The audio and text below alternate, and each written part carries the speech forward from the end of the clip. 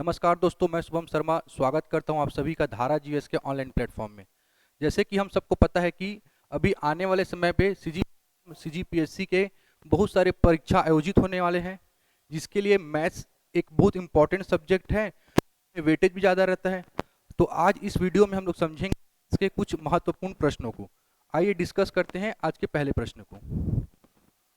पहला प्रश्न है 1/2 प्लस 11 1/2 प्लस 111 1/2 प्लस 1111 1/2।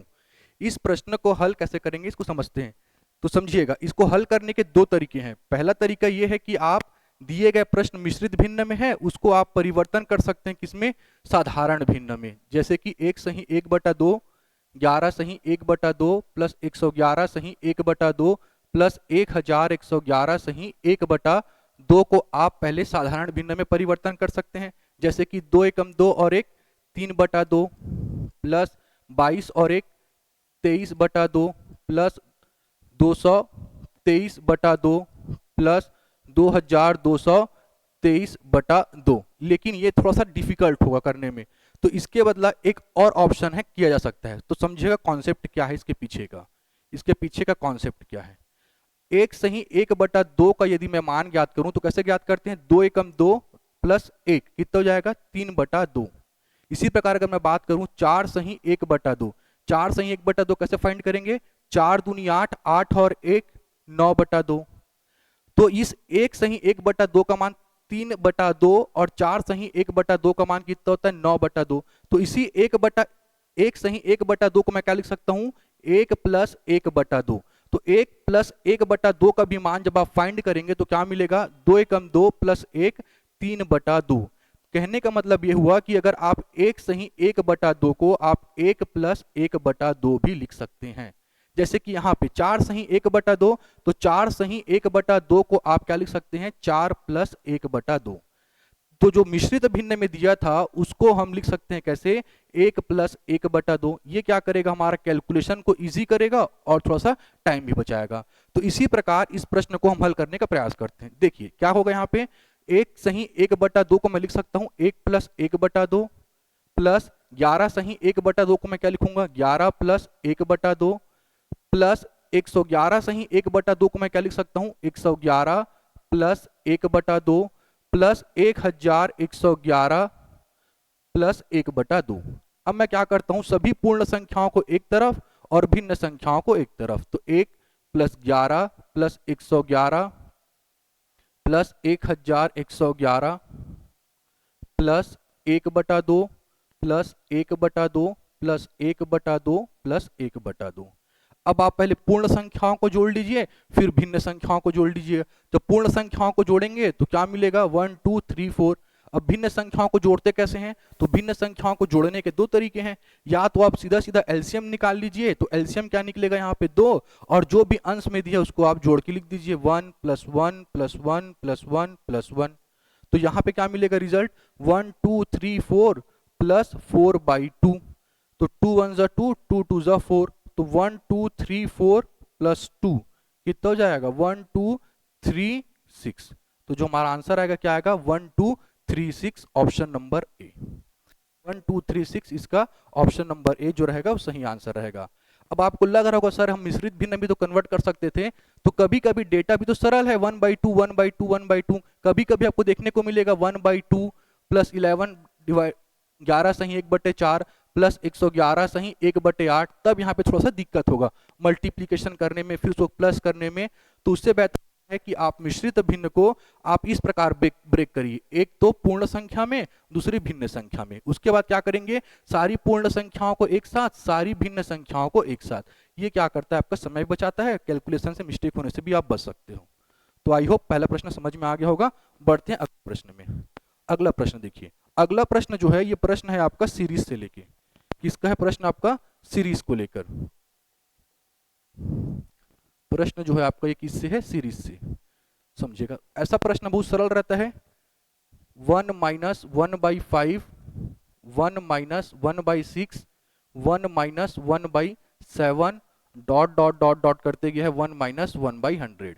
तो पहले तो आप प्रश्न को समझो कि क्या दिया है। दिया ये गया है 1 माइनस 1/5, 1 माइनस 1/6, 1 माइनस 1। अब इस डॉट डॉट का मतलब ये होता है कि इसके आगे भी सीरीज चलता रहेगा। अगला टर्म क्या मिलेगा 1 माइनस 1/8, फिर अगला क्या मिलेगा 1 माइनस 1/9, फिर अगला क्या मिलेगा 1 माइनस 1/10, 1 माइनस 1/11, ऐसा करते करते कहां तक जाना है 1 माइनस 1/100। ये होता है प्रश्न का पूरा मतलब, इस डॉट का मतलब। तो इसको सॉल्व कैसे करेंगे, तो सिंपल सा आपको एलसीएम लेना है। एलसीएम लूंगा तो क्या आएगा, इसका एलसीएम आएगा 5 को मल्टीप्लाई करूंगा यहाँ पे 1 से, 5 1 5 माइनस 1, 5 माइनस 1, यहाँ पे क्या मिलेगा एलसीएम 6, 6 माइनस 1, यहाँ पे क्या मिलेगा एलसीएम 7, 7 माइनस 1, और इसी प्रकार ये चलता रहेगा। क्या मिलेगा यहाँ पे 100 माइनस 1 डिवाइडेड बाई 100। इसको सॉल्व करने पे क्या मिलेगा आपको यहाँ पे 4/5 मल्टीप्लाइड बाई 5/6 मल्टीप्लाइड बाई 6/7। अब अगला क्या मिलेगा, डॉट डॉट के प्लेस में अगर मैं लिखना चाहूं तो लिख सकता हूं क्या 7/8, और इसी प्रकार ये चलता रहेगा, और आखिरी में क्या मिलेगा आपको 99 डिवाइडेड बाई 100। अब आप अगर ध्यान से देखेंगे तो यहाँ पे कैंसल क्या क्या हो रहा है, तो आप देखेंगे अंश से हर, अंश से हर, या आप बोल सकते हो हर से अंश, हर से अंश, हर से अंश, हर से अंश, हर से अंश। तो जो बचेगा आपके पास क्या बचेगा 4 इंटू 1 इंटू 1/1 इंटू 1/1 इंटू 1/1 करते करते क्या मिलेगा आपको यहाँ पे 1/100। तो फाइनली जो रिजल्ट मिलेगा वो क्या मिलेगा 4/100, और 4/100 कैंसिल हो रहा है, 4 1 जा 4, 4 25 जा 100, तो जो आपको रिजल्ट मिलेगा क्या मिलेगा 1/25। तो कौन से ऑप्शन में है, ऑप्शन नंबर बी पे। बढ़ते हैं अगले प्रश्न में। अगला प्रश्न है आपका यूनिट डिजिट को लेकर। यूनिट डिजिट, यूनिट डिजिट अभी देखा जा रहा है, थोड़ा सा पूछ रहा है सीजीबी आपके द्वारा, फूड इंस्पेक्टर में पूछा भी गया था, दूसरा पैटर्न का पूछा गया था, तो हो सकता है कि आने वाले एग्जाम में इसी पैटर्न के आपको देखने को मिल जाए। तो यूनिट डिजिट का कॉन्सेप्ट क्या है तो समझिएगा। यूनिट डिजिट निकालना है मतलब मेरे को जो बीच संख्या दिया रहेगा, जो भी संख्या दिया रहेगा इसके बीच में मल्टीप्लाई लगा रहा है या फिर प्लस लगा रहा है, कुछ भी संख्या दिया है उसके बीच में क्या दिया रहा है मल्टीप्लाई प्लस, या फिर किस रूप में दिया रह सकता है मेरे पास संख्या के घात के रूप में। मेरे को जो आंसर मतलब रहेगा वो किससे मतलब रहेगा, केवल और केवल यूनिट डिजिट से। तो मैं फोकस कहां पे करूंगा, मैं फोकस करूंगा यूनिट डिजिट पे। जैसे कि मेरे को पहले प्रश्न में क्या दिया हुआ है 217 के घात में 413, तो 217 के घात में क्या दिया हुआ है 413। तो सबसे पहले मैं ये देखूंगा कि आधार का इकाई अंक क्या दिया है, आधार का इकाई अंक दिया है 7, तो 7 का निकालने का, 7 का इकाई अंक फाइंड करने का लॉ होता है, नियम होता है, फॉलो करना पड़ता है। वो नियम क्या है, तो जो भी घात में लगा रहेगा, जो भी संख्या घात में लगा रहेगा उस संख्या को हम किससे भाग करते हैं 4 से। उस संख्या किससे भाग करते हैं हम लोग 4 से। तो जब मैं 4 से भाग करूंगा तो देखिए कितने बार में जाएगा 4 एकम 4, बचेगा 0, उतरेगा क्या 1, कितने बार में जाएगा 0 बार में, फिर क्या बचेगा 1, उतरेगा क्या यहाँ पे 3, कितने बार में जाएगा 4 तिया 12, और रिमाइंडर क्या बचा यहाँ पे 1। तो जो यहाँ पे रिमाइंडर बचता है 1, ये जो रिमाइंडर बचा 1 ये कहाँ पे जाएगा आधार के इकाई अंक के घात के ऊपर, आधार के इकाई अंक के घात के ऊपर। तो 7 का घात 1 कितना हो गया 7, तो इसका मतलब ये हुआ कि 2017 का घात 413 उसका जो इकाई अंक मिलेगा वो क्या 7 मिलेगा। इसी प्रकार अगला क्या दिया है संख्या, अगला संख्या दिया हुआ है 819 का घात 547, समझिएगा 819 टू द पावर 547। तो यहां पे जो आपको मिल रहा है इकाई अंक क्या मिल रहा है, तो 9 का भी तो कुछ नियम होगा सर, हाँ नियम है। तो 9 का नियम क्या समझिएगा, 9 का नियम है यदि 9 का घात 1 है तो आपको इकाई अंक क्या मिलेगा 9, यदि 9 का घात 2, 9 का घात 2 कहने का मतलब क्या हो जाएगा 9 इंटू 9, 9 इंटू 9 यानी कितना हो गया 81। मेरे को मतलब किससे है यूनिट डिजिट से, तो यहाँ पे इकाई अंक क्या मिल गया 1। इसी प्रकार 9 to the power 3, 9 to the power 3 यानी कितना हो जाएगा 9 इंटू 9 इंटू 9 कितना हो गया 729, 729 में इकाई अंक क्या मिला 9। इसी प्रकार 9 टू दी पावर 4 क्या मिल जाएगा 9 इंटू 9 इंटू 9 इंटू 9, तो क्या मिल जाएगा इसका भी यूनिट डिजिट हमको क्या मिलेगा 1। तो यहां से मैं रिजल्ट कंक्लूड कर सकता हूं कि यदि 9 टू दी पावर ऑड रहेगा, या इसी को हिंदी में क्या बोलते हैं विषम रहेगा, तो रिजल्ट क्या मिलता है 9। और अगर 9 टू दी पावर सम रहेगा या फिर क्या रहेगा इवन रहेगा, तो इसका रिजल्ट क्या मिलेगा 1। तो दिए गए प्रश्न में क्या दिया गया है 819 टू दी पावर 547, तो 547 जो है, 547 जो है ये कौन सी संख्या है हमारी, ऑड नंबर। और अगर ऑड नंबर है तो इसका रिजल्ट हमको मालूम है क्या, कि इसका जो इकाई अंक आएगा वो क्या आने वाला रहेगा, 9। इसी प्रकार अगला क्या दिया हुआ है, 414 का घात 624। तो 414 में आप देख पा रहे हैं कि इसका जो इकाई अंक है वो क्या है, 4। इसका इकाई अंक क्या है, 4। तो 4 के लिए फिर कुछ अलग नियम होगा। तो 4 के लिए भी वही नियम है जो नियम था, जैसे कि 9 में क्या देखते थे, सम विषम। तो यहाँ पे भी हम लोग क्या देखेंगे, सम विषम। तो मैं डायरेक्ट बात कर रहा हूं, अगर 4 के घात में विषम रहेगा, 4 के घात में क्या रहेगा, विषम या ऑड, तो आपको रिजल्ट क्या मिलेगा, इकाई अंक का 4। और इसी प्रकार 4 के घात में क्या रहेगा, सम रहेगा या फिर क्या रहेगा, इवन रहेगा, तो आपको क्या मिलेगा, 6। तो इंपॉर्टेंट रिजल्ट दोनों आपको याद रखने हैं कि अगर 4 के घात में विषम संख्या रहेगा तो इकाई अंक क्या मिलेगा, 4। 4 के घात में सम संख्या मिलेगा 6। इसी प्रकार 9 के घात में अगर विषम संख्या है तो क्या मिलेगा, 9। अगर 9 के घात में सम संख्या है तो इकाई अंक क्या मिलेगा, 1। ध्यान ये रखना रहता है कि जो है 2 3 7 8, 2 3 7 8 का जो नियम है वो बिल्कुल समान है। जो 7 का नियम है वो 2 का है, वही 3 का है, वही 8 का है। तो 7 2 3 7 8 के लिए हम लोग को क्या करना पड़ता है, भाग विधि अप्लाई करना पड़ता है। और किससे भाग करते हैं हम लोग, 4 से। 4 से भाग करते हैं, इस विधि को अप्लाई करना पड़ता है। लेकिन मैं बात करूं 9 और 4 के लिए, तो 9 और 4 के लिए हम लोग क्या देखते हैं, सम विषम देखते हैं। और बच गया कौन कौन सी संख्या बच गई, 0 1 5 और 6। तो 0 1 5 6 तो सबसे इजी है। किसी भी संख्या के इकाई अंक में यदि 0 है और घात में कोई भी प्राकृतिक संख्या है तो इकाई अंक क्या मिलता है, 0। किसी भी आधार की इकाई अंक में 1 है, घात में कोई भी प्राकृतिक संख्या है, क्या मिलेगा, 1। किसी भी आधार इकाई अंक में 5 है, घात में कोई भी प्राकृतिक संख्या है, क्या मिलेगा, 5। एग्जांपल अगर मैं यहीं पे डिस्कस कर दे रहा हूं, भले क्वेश्चन में नहीं दिया पर मैं डिस्कस कर दे रहा हूं। जैसे कि लिखा है 500 का घात 102, तो आप यहाँ पे देख पा रहे हो इकाई अंक क्या है, 0। तो इसका रिजल्ट सीधा सीधा क्या मिलेगा, 0। क्यों मिलता है इसको मैं क्लास में बताता हूँ, फिलहाल अभी तो बता नहीं पाऊंगा, बहुत लंबा समय लग जाएगा। इसी प्रकार 611 होल टू दी पावर 111, इकाई अंक क्या मिला, 1। तो यहाँ पे भी क्या मिल जाएगा, 1। इसी प्रकार 625 होल टू दी पावर 625, आधार की इकाई अंक में क्या है, 5। तो सीधा सीधा क्या मिल जाएगा, 5। इसी प्रकार 36 होल टू दी पावर 36, क्या मिल जाएगा, आधार का इकाई अंक क्या है, 6। तो यहाँ पे भी क्या मिल जाएगा, 6। तो इस प्रकार 0 1 5 6 का आप ओरली देख के बता सकते हैं। 2 3 7 8 का नियम फॉलो करना पड़ता है। वो नियम है कि जो भी घात में लगा है उसको आप 4 से भाग करोगे। 4 से भाग करने के बाद जो भी शेषफल आया, उस शेषफल को आप लोग कहां पे लगाओगे, जो भी इकाई अंक दिया है। अगर 7 दिया है तो 7 के घात के रूप में लगाना है। अगर 2 दिया है तो 2 के घात के रूप में लगाना है। अगर 8 दिया है तो 8 के घात के रूप में लगाना है। अगर 3 दिया है तो 3 के घात या पावर के रूप में लगाते हैं। और रह गई बात 9 और 4 की, तो 9 और 4 के लिए हम लोग क्या देखते हैं, सम और विषम। इसी प्रकार तो हम लोग क्या के रिजल्ट देख पाए कि इसका इकाई अंक क्या आने वाला है, इसका इकाई अंक आने वाला है 7। इसी प्रकार इसका इकाई अंक कितना आया है, 9। इसी प्रकार इसका इकाई अंक क्या आने वाला है, 6। इसका इकाई अंक क्या आने वाला है, 6। देखिए यहाँ पे क्या मिला, 342 होल टू दी पावर 812। ये थोड़ा सा इंपॉर्टेंट है, इसको मैं लिया हूं जानबूझ के, 342 की पावर 812। तो मैं अभी आपको क्या बताया, 2 3 7 8 के लिए हम लोग क्या करते हैं, 4 से डिवाइड करते हैं। किसको डिवाइड करते हैं, जो पावर में दिया रहता है या जो एक्सपोनेंट लगा रहता है, जो घात में लगा रहता है। इस प्रकार मैं 812 को डिवाइड करूंगा, किससे डिवाइड करूंगा मैं, 4 से। क्योंकि यहाँ पे इकाई दिख रहा है मेरे को, यहाँ पे इकाई अंक दिख रहा है 2, और इकाई अंक 2 दिखेगा, 3 दिखेगा, 7 दिखेगा या 8 दिखेगा, किसके आधार में। तो हम लोग क्या करते हैं, 4 से भाग देते हैं। जब आप 4 से भाग दोगे तो क्या मिलेगा, रिजल्ट देखिए, 4 दूनी 8, यहाँ पे 0 उतरेगा क्या, 1, 0 टाइम्स जाएगा, यहाँ पे भी 0 उतरेगा क्या, 2, 4 तिया 12, 4 तिया 12, रिमाइंडर क्या बच गया, यहाँ पे रिमाइंडर यहाँ पे बचा है 0 0। ध्यान रखना, यहाँ पे रिमाइंडर क्या बचा है, 0 0। और अभी मैं ले कि अगर रिमाइंडर 1 बच रहा तो कहां पे लगेगा, आधार के घात के रूप में लगेगा। लेकिन यहाँ पे रिमाइंडर क्या बच गया है आपके पास, 0।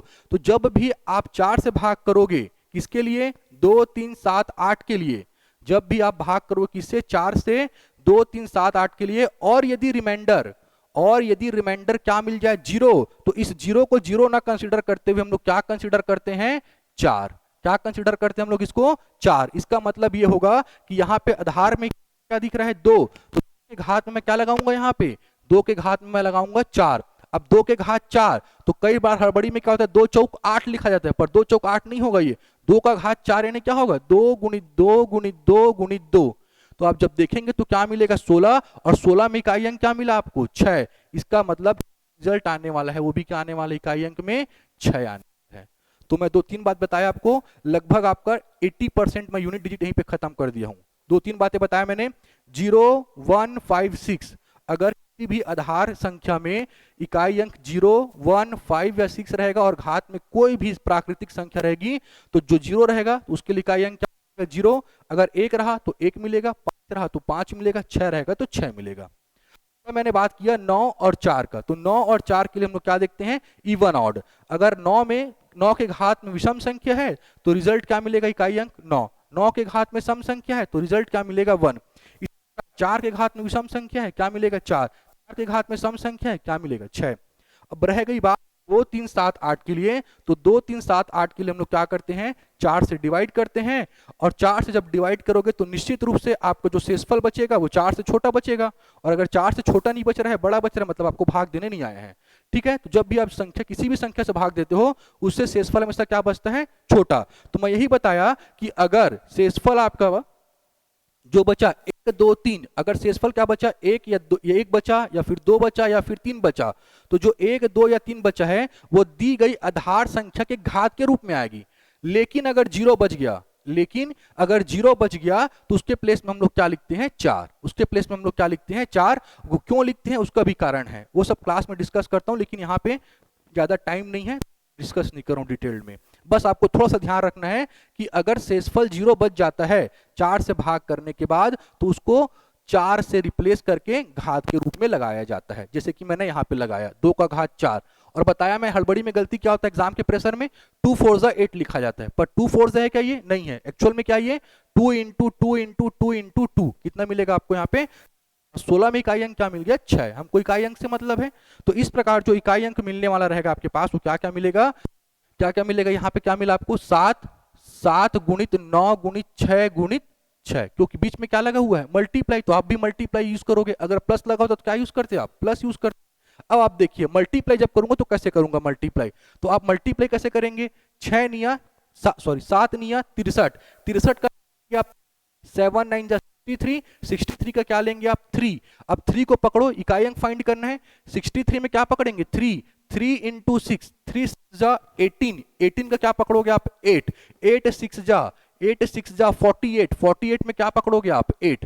मैं एक बार फिर से बता दे रहा हूं, 7 इंटू 9, 7 9 जा कितना हो गया 63, हमको मतलब किससे यूनिट डिजिट से, 63 में इकाई अंक क्या मिला 3, तो आप 3 को पकड़ो, 3 को मल्टीप्लाई करिए 6 से, 3 6 जा 18, 18 का क्या पकड़ोगे आप 8, 8 इंटू 6, 8 6 जा 48, 48 का क्या पकड़ोगे आप 8, क्योंकि हम क्या पढ़ रहे हैं यूनिट डिजिट।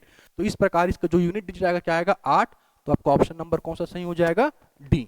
चलो आगे बढ़ते हैं, लगभग मैं आपको यूनिट डिजिट 80% बता दिया हूं, और बहुत सारे पैटर्न बनते हैं लेकिन आपको मेन जो बनेगा एग्जाम में उसको मैं बता दिया हूं। चलिए आगे बढ़ते हैं, देखते हैं अगला क्वेश्चन। अगला क्वेश्चन जो है ना, ये जो प्रश्न है शेषफल प्रमेय से है, ठीक है ना, इसको हम लोग हिंदी में क्या बोलते हैं शेषफल प्रमेय, शेषफल प्रमेय, या इंग्लिश में क्या बोलोगे आप इसी को रिमाइंडर थ्योरम, रिमाइंडर थ्योरम के नाम से जानते हैं इंग्लिश में। तो प्रश्न क्या दिया हुआ है 217 का घात 22 डिवाइडेड बाई 23। तो जो रिमाइंडर थ्योरम है बहुत वास्ट टॉपिक है, लेकिन उसका एक पार्ट मैं लाया हूं आपके लिए, ठीक है कि नहीं। तो इसको बनाने से पहले आपको बेसिक चीज मालूम होना चाहिए, तब आप इस क्वेश्चन को अटेम्प्ट करोगे। तो जब आप पढ़ोगे रिमाइंडर थ्योरम तो उसमें एक आता है फर्मेट्स थ्योरम, क्या आता है वहां पे एक फर्मेट्स थ्योरम करके आता है, फर्मेट्स थ्योरम, फर्मेट्स थ्योरम। तो फर्मेट्स थ्योरम को पहले आप समझोगे तब जाके आपको ये समझ में आएगा। तो फर्मेट्स ने बताया कि अगर a to the power p minus 1 divided by p के फॉर्म में रहेगा तो इसका जो रिमाइंडर बचेगा, जो शेषफल बचेगा वो हमेशा क्या बचेगा 1। जहां पे p का मतलब होता है प्राइम नंबर, क्या होता है p का मतलब प्राइम नंबर, हिंदी में बोलते हैं अभाज्य संख्या, क्या कहते हैं हिंदी में अभाज्य संख्या। साथ ही साथ a और p कैसे होने चाहिए को प्राइम, a और p कैसे होने चाहिए को प्राइम नंबर, हिंदी में क्या बोलते हैं सहअभाज्य संख्या, सहअभाज्य संख्या, सहअभाज्य संख्या। तो फर्मेट्स थ्योरम के अकॉर्डिंग क्या है, अगर a to the power p minus 1 divided by p के फॉर्म में रहेगा तो उसका रिजल्ट क्या मिलेगा आपको, रिमाइंडर क्या मिलेगा, 1। जहां पे p क्या होना चाहिए, प्राइम नंबर, a और p आपस में कैसे होने चाहिए, को प्राइम नंबर। मैं छोटा सा एग्जांपल लेता हूं फिर इस क्वेश्चन पे आऊंगा। जैसे कि मैं लिखा 3 to the power 4 divided by 5, 3 to the power 4 divided by 5, इसका मेरे को रिजल्ट जानना है कि इसका रिमाइंडर क्या आने वाला है। तो सबसे पहले मैं ये देखूंगा कि ये फॉर्मेट के फॉर्म में है कि नहीं, फॉर्मेट के फॉर्म में है कि नहीं। तो मैं देखा कि क्या जो p है, इस p के प्लेस में क्या दिया हुआ है, 5, और 5 क्या होना चाहिए आपका, प्राइम नंबर। तो 5 प्राइम नंबर है कि नहीं, तो है प्राइम नंबर, 5 तो प्राइम नंबर है। अब 3 और 5, 3 और 5 आपस में कैसे होने चाहिए, को प्राइम। 3 और 5 आपस में कैसे होने चाहिए, को प्राइम, सहअभाज्य होने चाहिए। अब को प्राइम आपको समझना थोड़ा इंपॉर्टेंट है, क्योंकि को प्राइम समझ में नहीं आएगा तो आप समझ नहीं पाओगे को प्राइम किसको बोलते हैं। तो को प्राइम को पहले समझिए, को प्राइम किसको बोलते हैं, संख्याओं का वह युग्म जिसमें उभयनिष्ठ गुणनखंड क्या मिले आपको, केवल और केवल एक मिले। जैसे कि उभयनिष्ठ गुणनखंड, तो जब आप 3 का गुणनखंड निकालोगे तो 3 का गुणनखंड क्या मिलेगा, 3 से डिवाइड करोगे 3 1 जा 3। इसी प्रकार जब आप 5 का निकालोगे तो 5 1 जा 5। तो जो गुणनखंड मिला 3 का क्या मिला आपको, 3 गुणित 1, और 5 का क्या मिला आपको, 5 गुणित 1। तो जो को प्राइम है उसका रिक्वायरमेंट है कि जो उभयनिष्ठ, जो कॉमन फैक्टर है वो क्या होना चाहिए, केवल और केवल 1 होना चाहिए। जो कॉमन फैक्टर है वो क्या होना चाहिए, केवल केवल 1, अतिरिक्त कुछ और संख्या नहीं होनी चाहिए। मिल गया केवल और केवल 1, तो आप क्या बोलोगे, 3 और 5 को प्राइम नंबर है। जैसे कि ये 7 और 9, 7 और 9 मेरे को जानना है को प्राइम नंबर है कि नहीं। तो 7 और 9 का मैं पहले क्या निकालूंगा, गुणनखंड। 7 और 9 का मैं क्या निकाला, गुणनखंड। 7 एकम 7, इसका निकालूंगा तो क्या मिलेगा, 3 3 9, 3 एकम 3। तो 7 का जो गुणनखंड मिला वो क्या मिला, 7 गुणित 1, और 9 का क्या मिला, 3 गुणित 3 गुणित 1। तो मैं यहाँ पे देख पा रहा हूं जो उभयनिष्ठ गुणनखंड मिला वो मेरे क्या मिला, केवल और केवल 1 मिला। इसका मतलब 7 और 9 भी कैसे संख्या है, को प्राइम। लेकिन मैं यहाँ पे बात किया 10 और 15 का, मैं बात किसका किया, 10 और 15। मेरे को ये जानना है कि को प्राइम है कि नहीं।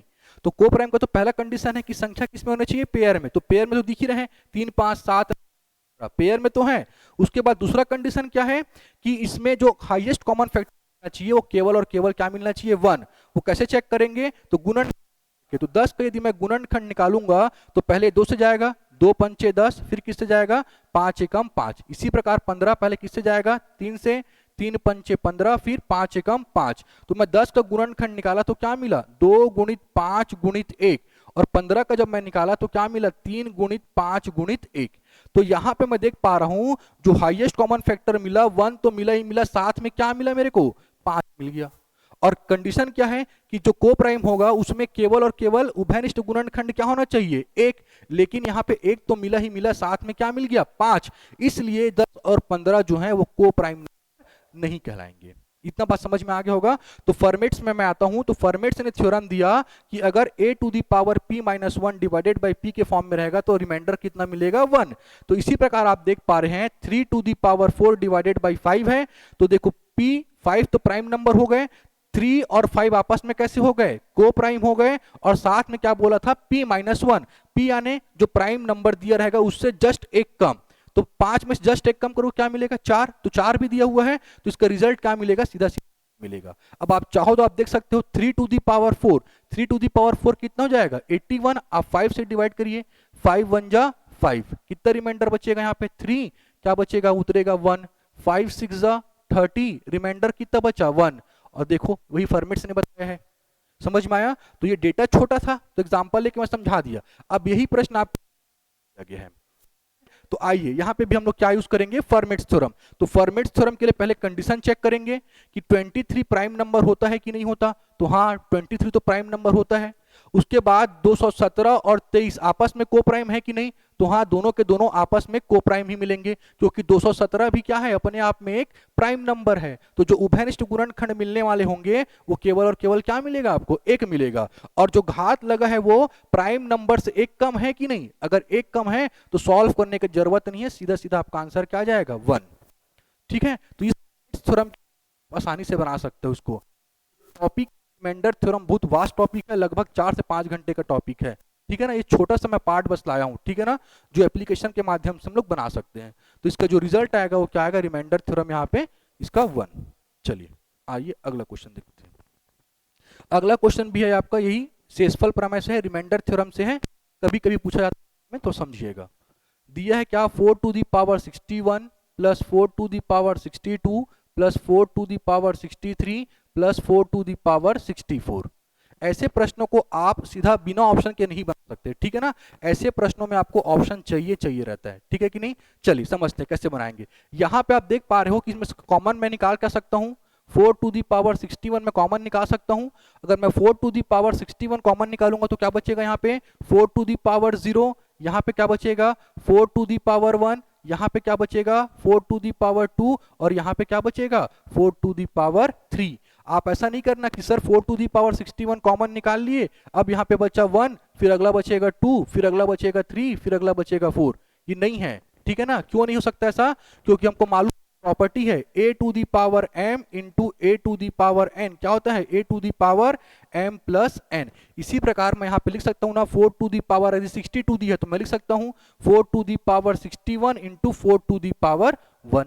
इसी प्रकार अगर 4 टू दी पावर 63 दिया है तो मैं क्या लिख सकता हूँ 4 to the power 61 into 4 to the power 2। इसी प्रकार 4 टू दी पावर 64 दिया तो मैं क्या लिख सकता हूँ 4 to the power 61 into 4 to the power 3। इसीलिए मैं यहाँ पे 4 to the power 0, 4 to the power 1, 4 to the power 2 और 4 टू दी पावर 3 से यहाँ पे बचेगा। तो यहाँ पे क्या मिलेगा 4 टू दी पावर 61, यहाँ पे क्या मिलेगा 4 टू दी पावर 0। हमको मालूम होना चाहिए property a to the power 0 क्या मिलता है 1, ये होता है property. Any number whole to the power 0 क्या मिलेगा आपको रिजल्ट 1। तो इसी प्रकार 4 टू दी पावर 0 क्या मिला 1, यहाँ पे क्या मिलेगा 4, यहाँ पे क्या मिलेगा 16 और यहाँ पे क्या मिलेगा 64। तो कितना हो गया 80, 5 85, 4 टू दी पावर 61 इंटू 85। ये आपको मिला रिजल्ट सॉल्व करने के बाद। अब आप ऑप्शन को उठा के चेक करोगे कि जो दिया गया ऑप्शन है उसमें से किससे डिवाइड हो रहा है।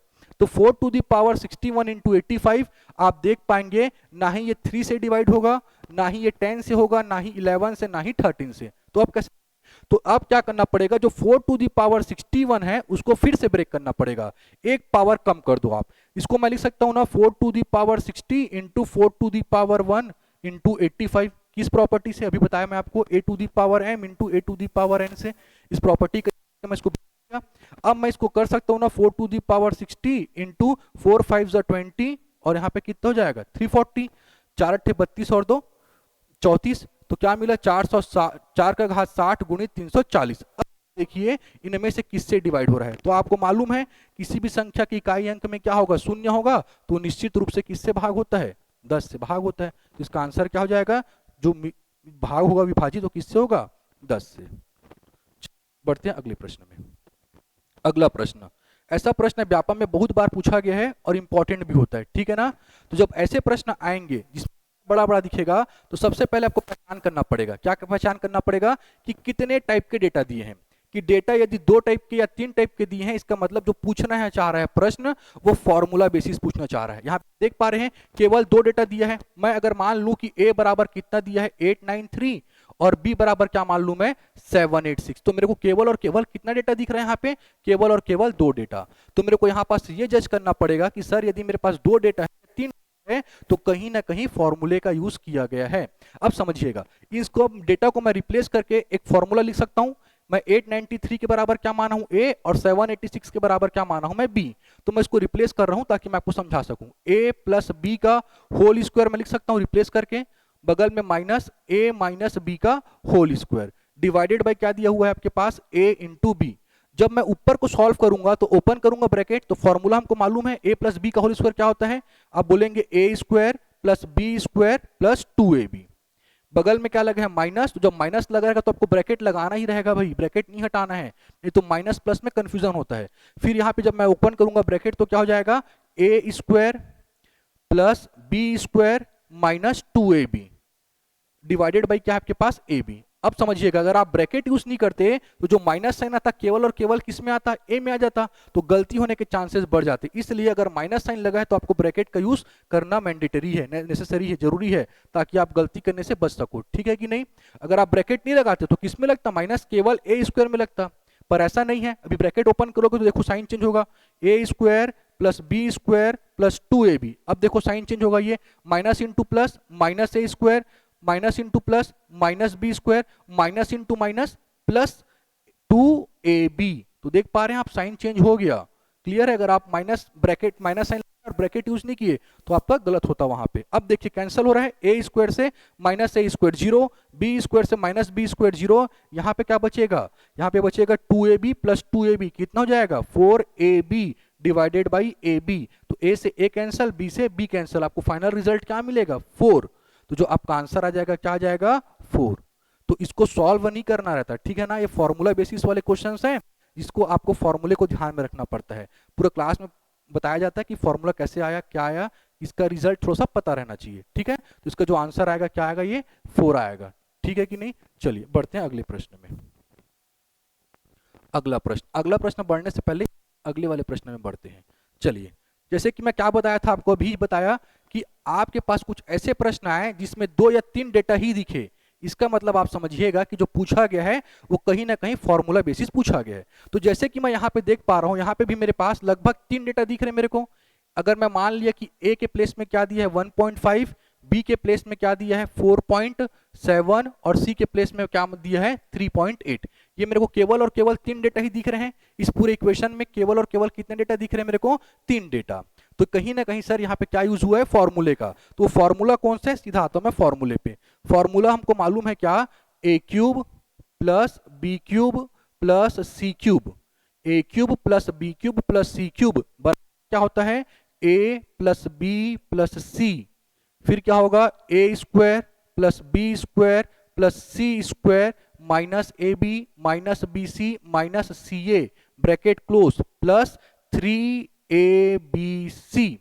अगर इसी को मैं थोड़ा सा रीअरेंज करूं तो मैं लिख सकता हूं ना, A cube plus B cube plus C cube minus 3abc divided by A square plus B square plus C square minus A B minus B C minus C A और इक्वल्स टू में क्या बच जाएगा? A plus B plus सी।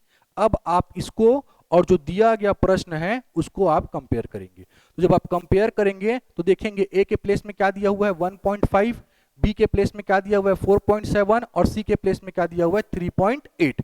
और यहाँ पे भी cube लगा है सभी में, यहाँ पे भी क्या है? क्यूब। माइनस थ्री वहां पे भी, ए के प्लेस में 1.5, बी के प्लेस में 4.7, सी के प्लेस में 3.8। इसी प्रकार डिनोमिनेटर में हर में क्या दिया है? ए स्क्वायर, और ए स्क्वायर यानी 1.5 का स्क्वायर।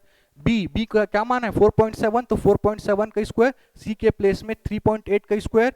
फिर माइनस ए इंटू बी, तो माइनस ए के प्लेस में क्या है 1.5, तो 1.5 बी के प्लेस में 4.7। कहीं ना कहीं सर ये इसी रूप में है, तो इसी रूप में है तो इसका रिजल्ट हमको मालूम पड़ गया। इसका रिजल्ट क्या मालूम पड़ गया? कि इसका रिजल्ट होगा सर ए प्लस बी प्लस सी। क्या होगा इसका रिजल्ट? ए प्लस बी प्लस सी। और आपने ए प्लस बी प्लस सी क्या क्या माना है? तो ए बराबर क्या माना आपने 1.5, बी बराबर क्या माना आपने 4.7 और सी बराबर क्या माना आपने 3.8। तो 8 7 15, 15 और 5 20, कैरी ऊपर 2। ऐड कैसे करते हैं? पॉइंट वाले को एक तरफ और पॉइंट वाले के पहले वाले को एक तरफ। देखो 2 और 1 कितना हो गया 3, 3 और 4 7, 7 3 10 और पॉइंट लगा तो पॉइंट। तो जो इसका आंसर आएगा कितना आएगा? इसका आंसर जो आएगा कितना आएगा? Option number C 10। I hope सभी को समझ में आ रहा होगा। अगले क्वेश्चन देखते हैं। अगला क्वेश्चन, अच्छा पिछला स्लाइड को बताता हूं। पिछला स्लाइड जो था ये भी ना इसी फॉर्मूले से बनता। किस फॉर्मूले से बनता? जो भी बताया मैं आपको फॉर्मूला। क्या बताया फॉर्मूला? अगला प्रश्न जो बनता A cube plus B cube plus C cube equals to क्या पढ़े हमने अभी? A plus B plus C. उसके बाद क्या पढ़ा? A square plus B square plus C square minus A B minus B C minus C A. उसके बाद प्लस 3abc। लेकिन अब थोड़ा सा एक क्वेश्चन डायरेक्ट नहीं दिया आपको, थोड़ा सा घुमा के दे दिया है, ठीक है? तो समझिएगा, यहाँ पे इस फॉर्मूले का मैं रिजल्ट निकाल सकता हूँ। पहला रिजल्ट बता रहा हूँ। पहला रिजल्ट ये है कि अगर आपके पास a plus B plus c equals to क्या हो जाए? 0 हो जाए। यदि a plus B plus c equals to क्या हो जाए? 0 हो जाए। तो अगर a plus B plus c equals to यहाँ पे क्या रख दूं मैं? 0, तो मेरे को रिजल्ट क्या मिलेगा? a cube plus B cube plus C cube बराबर में क्या मिल जाएगा? 0 इंटू इस सबको मल्टीप्लाई करूंगा क्या मिलेगा? 0। और क्या बच जाएगा? सीधा सीधा 3abc। तो इस रिजल्ट को थोड़ा सा आपको ध्यान रखना है। यदि a plus B plus c equal to क्या होगा 0, तो आपको क्या मिलेगा a cube plus B cube plus C cube बराबर में 3abc। अब आइए इस क्वेश्चन को देखिए किस तरह क्वेश्चन, और इसमें तो बहुत डिफरेंस दिख रहा है। डिफरेंस नहीं, बिल्कुल यही है। आप देखेंगे यहां पे मैं मान सकता हूं ना कि सर a के प्लेस में क्या दिया है x माइनस वाई, बी के प्लेस में क्या दिया है y माइनस जेड, और सी के प्लेस में क्या दिया है z माइनस एक्स। मैं ये मान सकता हूं कि a बराबर x माइनस वाई, बी बराबर y माइनस जेड और c बराबर z माइनस एक्स। तो हमको क्या रिजल्ट मालूम है कि अगर a cube plus B cube plus C cube होगा, a cube plus B cube plus C cube equal to 3abc होगा। कब होगा? लेकिन ये होगा तब जब आपका a plus B plus c क्या हो 0। और मैंने a plus B plus c क्या क्या माना, x minus y, y minus z, z minus x. अगर मैं इन तीनों को जोड़ दूं a plus B plus c, तो मेरे को यहाँ पे देखो तो 0 मिल रहा है क्या? तो आप बोलेंगे सर x से x कैंसल, y से y कैंसल, माइनस जेड से z कैंसल, तो क्या मिला आपको यहाँ पे 0। अगर डाउट होगा तो आप ऐसा लिख सकते हैं x minus y plus y minus z plus z minus x. ये क्या है मेरा a plus B plus c. तो आप देख पा रहे हैं x से x कैंसल, माइनस वाई से प्लस वाई, माइनस जेड से प्लस जेड, तो रिजल्ट क्या मिला 0। और मैंने भी बताया कि अगर a plus B plus c equal to 0 होगा तो मैं a cube plus B cube plus C cube को क्या लिख सकता हूं 3abc के।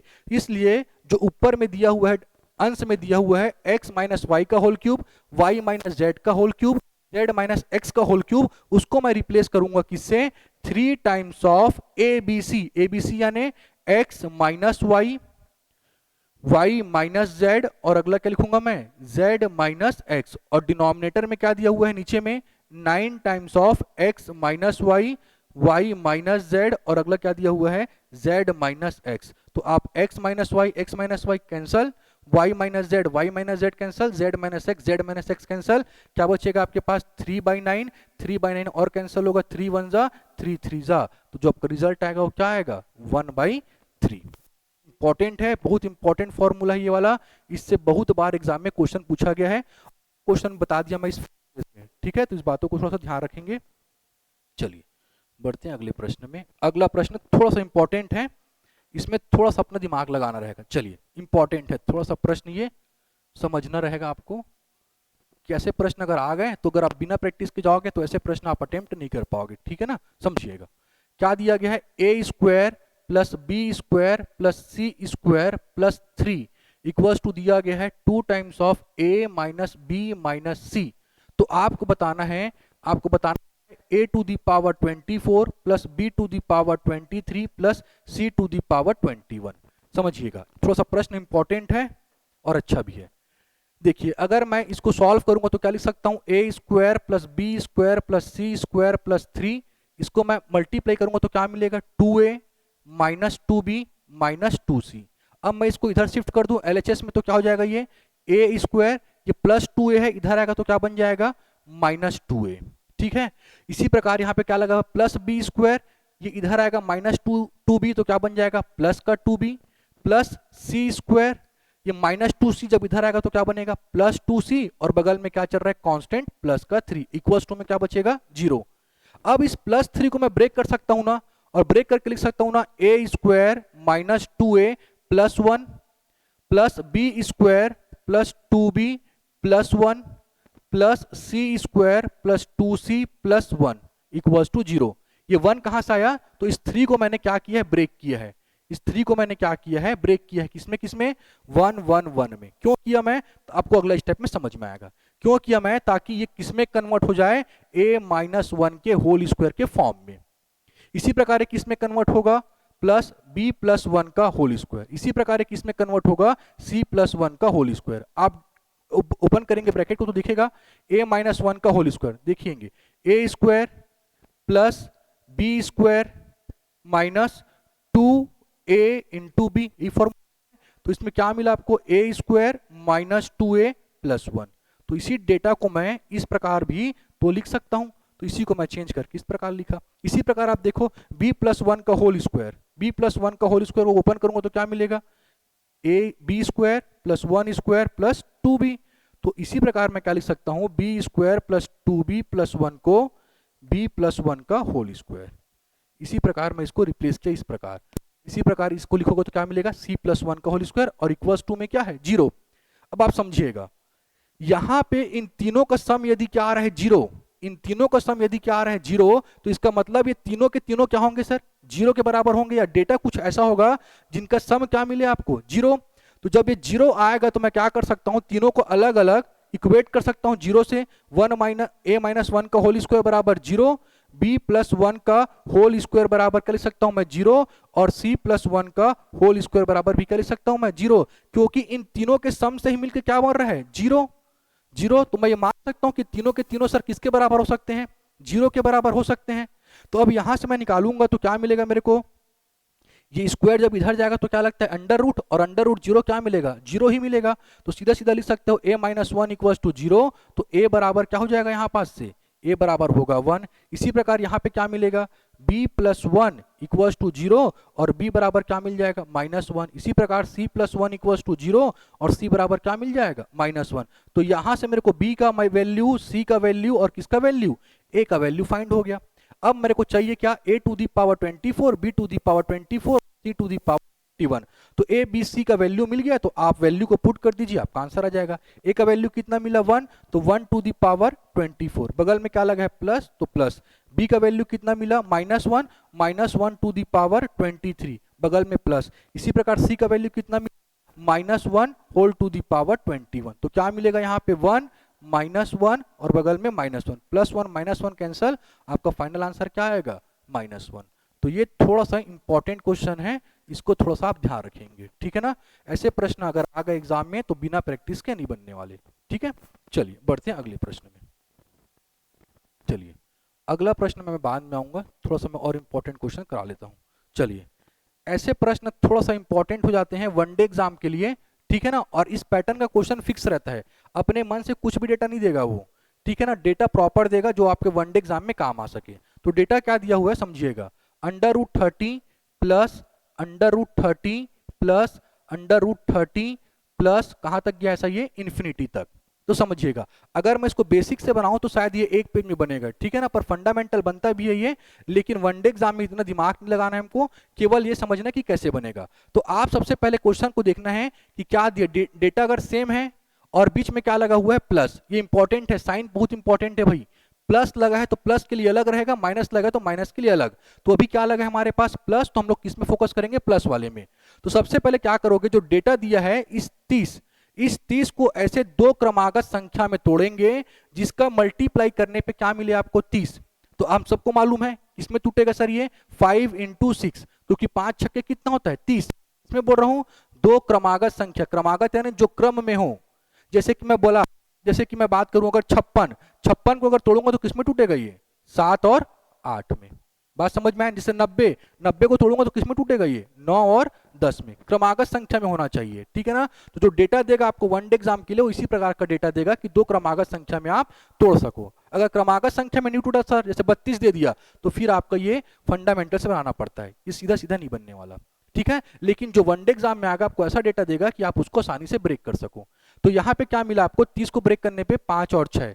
अब आपको ये समझना पड़ेगा कि अगर सिंबल बीच में कौन सा यूज हुआ है, प्लस का। सिंबल कौन सा यूज हुआ है बीच में, प्लस का। तो जो बड़ा डेटा है उसमें कौन सा सिंबल आएगा, प्लस का, और जो छोटा वाला डेटा है उसमें कौन सा सिंबल आएगा, माइनस का।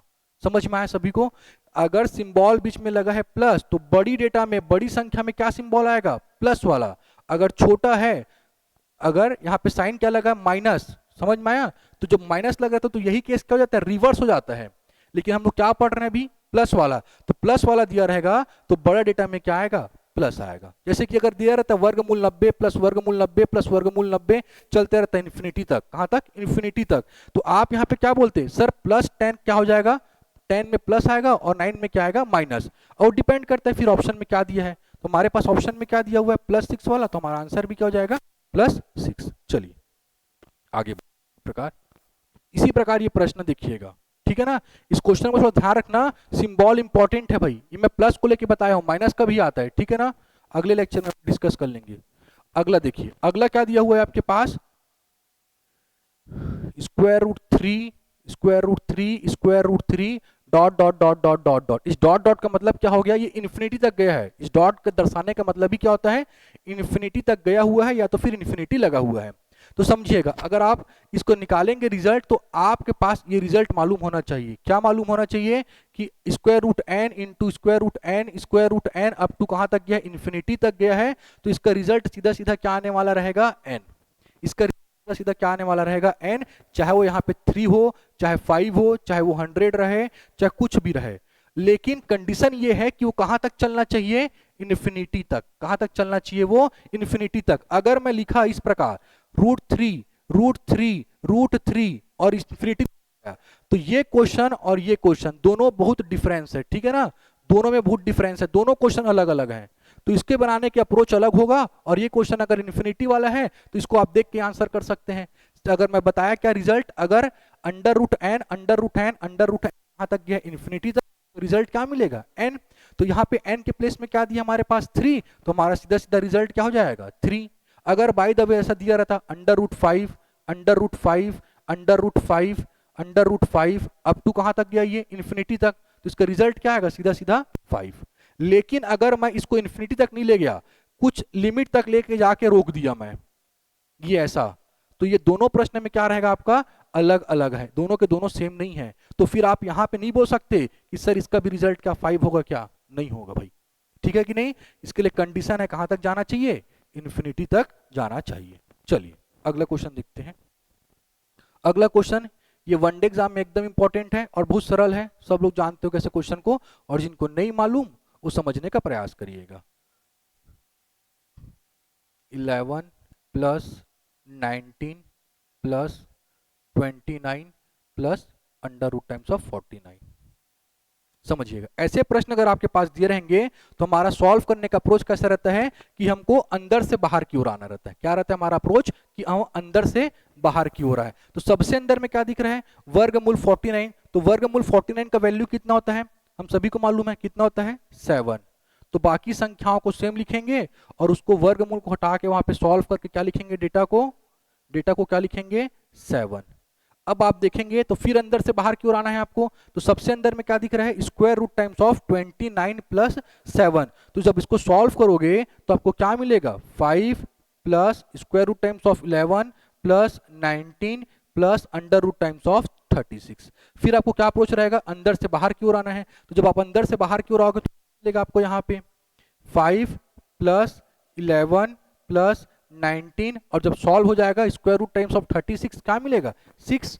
तो हटाओगे आप स्क्वायर रूट 36 को, क्या लिखोगे यहाँ पे 6। फिर अंदर से बाहर की ओर आना है तो फिर क्या मिलेगा आपके पास यहाँ पे 5 plus square root times of 11, यहाँ पे क्या मिल जाएगा प्लस 19 और 6 कितना हो जाएगा 25। तो फिर 25 को सॉल्व करोगे तो क्या मिलेगा 5 प्लस 11 प्लस 5, ठीक है। फिर सॉल्व करोगे तो क्या मिलेगा 5 प्लस 16 का जब फाइंड करोगे वैल्यू तो क्या मिलेगा 5 प्लस 4, 5 प्लस 4 कितना हो गया 9, और 9 का वैल्यू कितना हो जाएगा 3।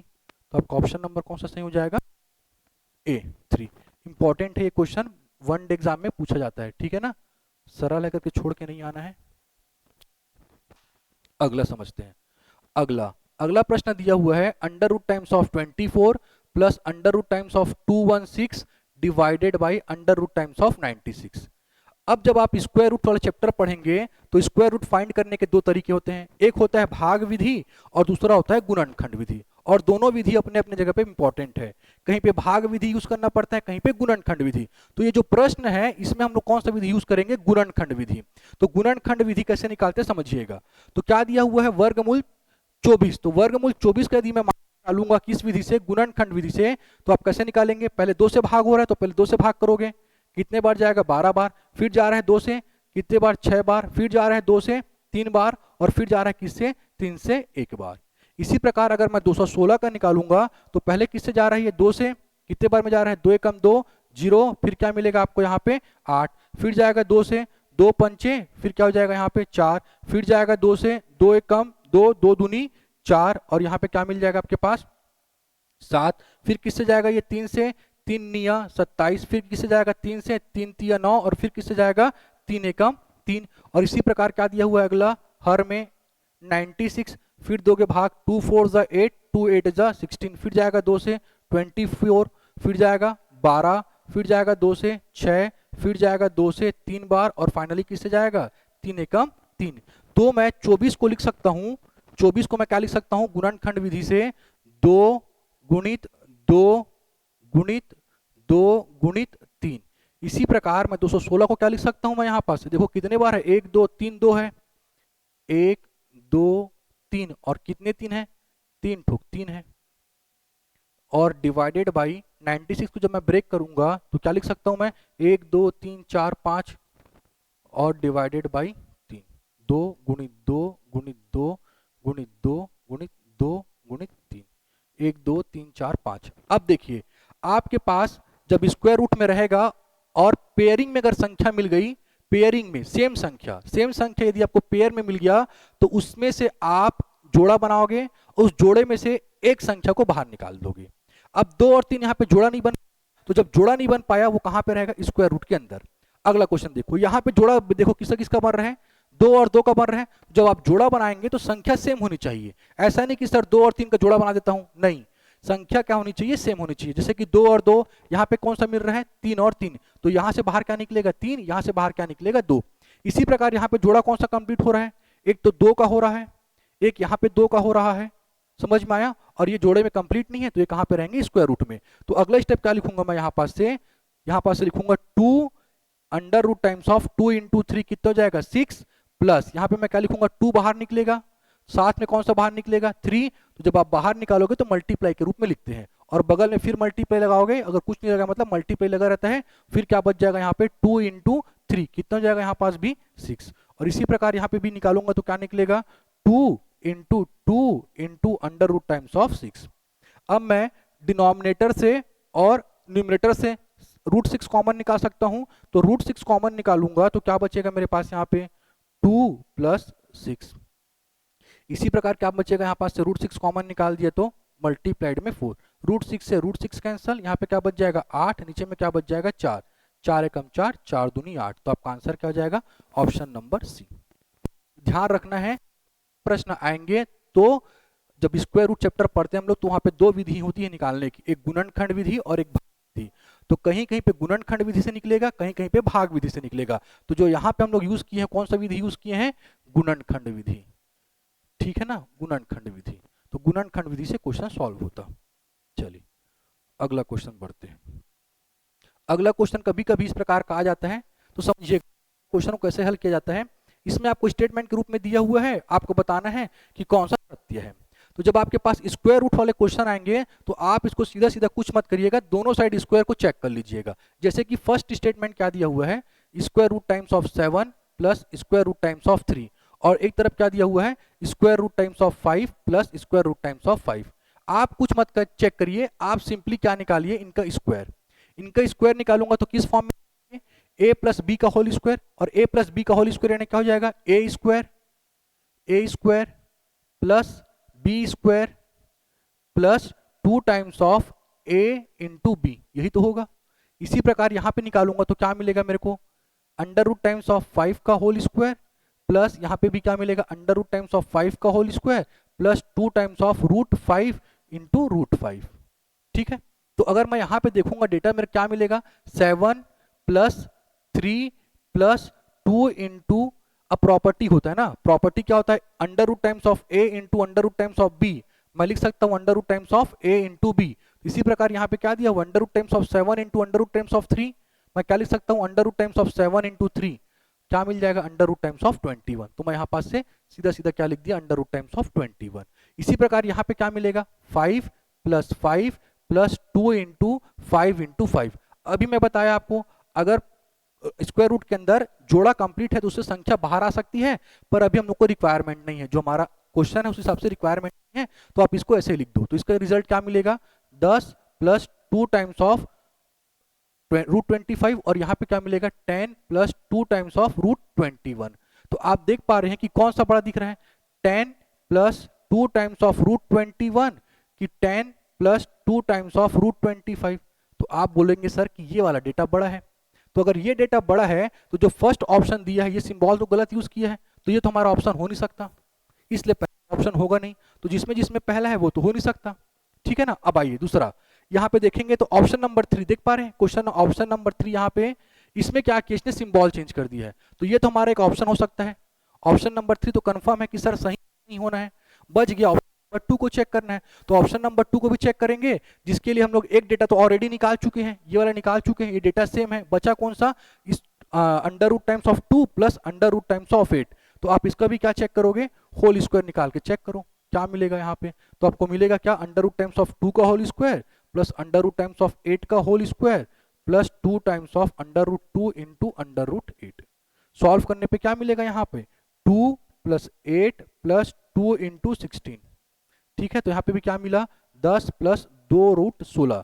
अब आप कंपेयर करो, इसको कंपेयर करो और एक डेटा जो हम लोग इसको निकाले इसको कंपेयर करो, तो आप क्या पाओगे कि 10 प्लस 2 रूट 25 सर ये जो है बड़ा है किससे, 10 प्लस 2 टाइम्स ऑफ रूट 16, क्योंकि ये तो कांस्टेंट है सेम रहेगा, यहाँ पे भी 2 है यहाँ पे 2, जो डिफरेंस है किसे करना आएगा, रूट 25 और रूट 16, तो हमको मालूम है वैसे भी रूट 25 का वैल्यू कितना होगा 5 और इसका कितना होगा 4, तो स्वाभाविक सा बात है कि सर जो डेटा बड़ा रहेगा कौन सा बड़ा रहेगा 5 रूट 5 वाला, तो ये दोनों के दोनों क्या होंगे हमारे स्टेटमेंट सही, पर ये पहला वाला क्या हो जाएगा गलत, तो आपका ऑप्शन देखो कौन सा है, ओनली 2 एंड 3, ये देख पा रहे हो ऑप्शन नंबर बी। तो इस प्रकार इसको सॉल्व किया जाता है।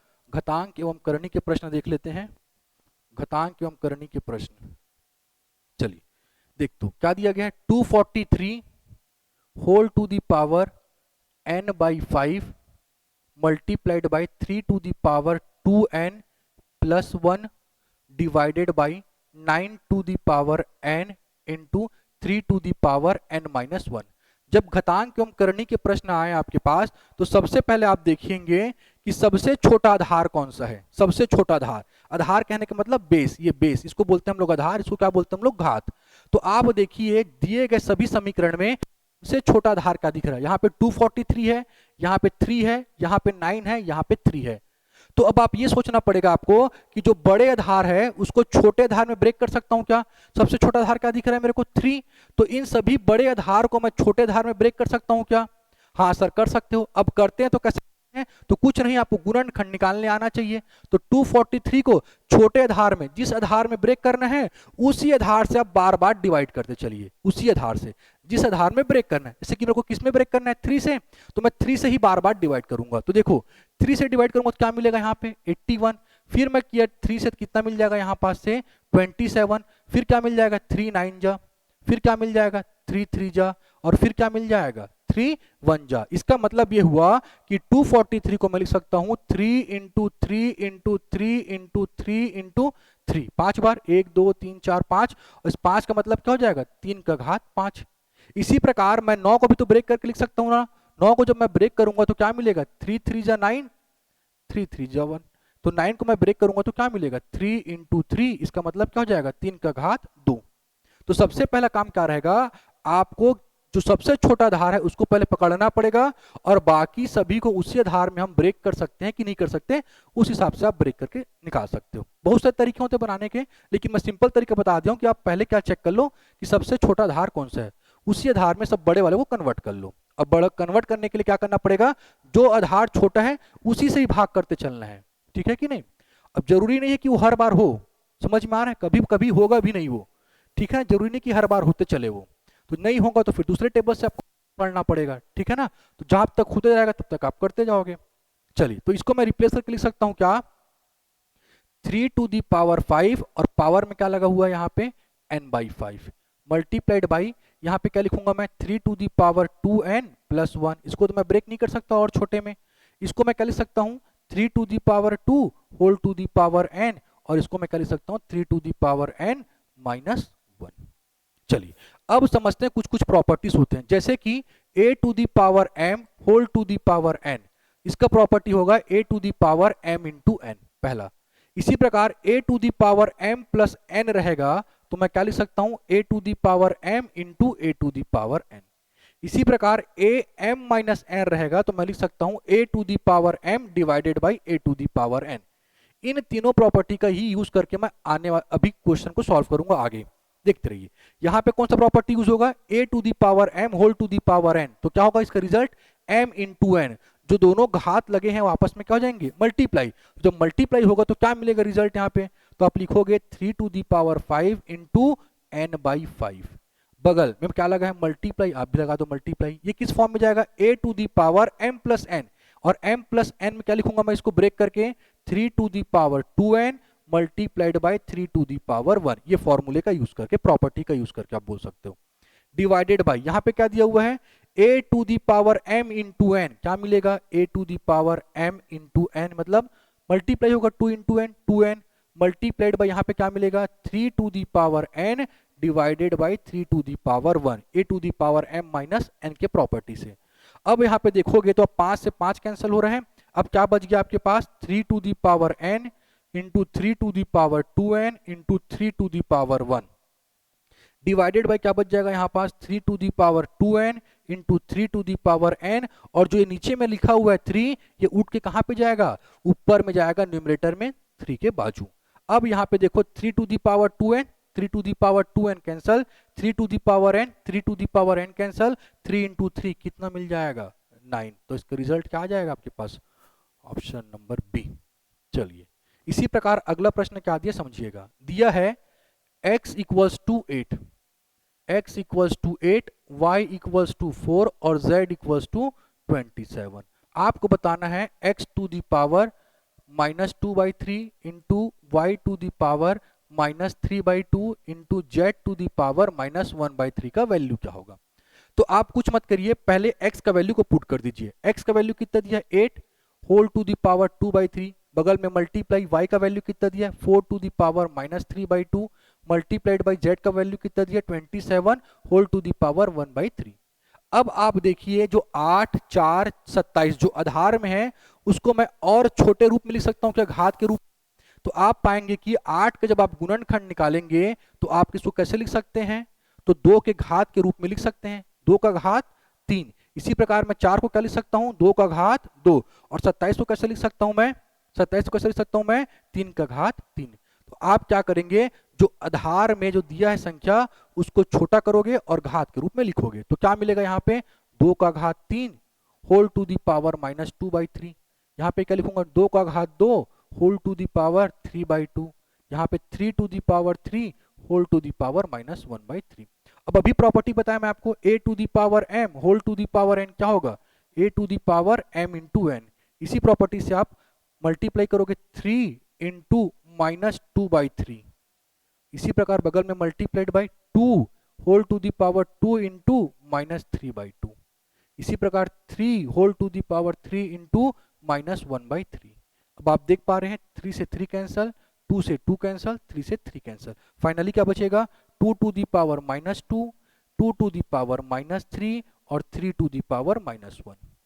अभी एक प्रॉपर्टी और बताया था मैं आपको, क्या बताया था, a to the power m into a to the power n रहेगा तो क्या मिलेगा result, a to the power m plus n। अगर आपका आधार समान है और बीच में गुना लगा है तो इसमें घात क्या हो जाते हैं, जुड़ जाते हैं। तो आप यहाँ पे देख पा रहे हैं, यहाँ पे आधार क्या है, समान है। तो 2 to the power minus 2, 2 to the power minus 3, ये आपस में कैसे हो जाएंगे, जुड़ जाएंगे। ये आपस में कैसे हो जाएंगे, जुड़ जाएंगे। और आपको रिजल्ट क्या मिलेगा, देखिए 2 टू दी पावर माइनस 5 और यहाँ पे क्या मिलेगा, 3 टू दी पावर माइनस 1। ठीक है, अब एक रिजल्ट और होता है, क्या होता है रिजल्ट, सर्ट्स एंड इंडाइसेस में a to the power minus m को मैं लिख सकता हूं 1 upon a to the power, a to the power minus m के फॉर्म में रहेगा तो मैं क्या लिख सकता हूं 1 upon a to the m, जहां पे a क्या होगा, कोई संख्या, और m क्या होगा, लगा हुआ पावर में लगा हुआ कोई संख्या। तो इसको मैं लिख सकता हूं क्या, 1 अपॉन 2 टू दी पावर 5, बगल में multiplied 1 upon 3 to the power 1, इस प्रॉपर्टी का यूज करते हुए। तो 1 टू दी पावर 2/5 क्या मिलेगा, 1/32, 1 टू दी पावर 3 तो 3 ही रहेगा। तो वापस में आप मल्टीप्लाई करोगे 32 इंटू 3 तो कितना मिल जाएगा, 1 अपॉन 96 ऑप्शन में है, ऑप्शन नंबर बी। ठीक है, तो ये सब इंपॉर्टेंट क्वेश्चन। तो जो हमारे चैनल पे नए हैं उस चैनल को सब्सक्राइब कर लीजिएगा, और कुछ डाउट होगा तो आप कमेंट के माध्यम से पूछ सकते हैं। अगर सेशन अच्छा लगा तो लाइक कमेंट शेयर जरूर करिए। अगर नए होंगे तो सब्सक्राइब करना ना भूलें। देखेंगे अब अगले वीडियो में, तब तक के लिए थैंक यू सो मच।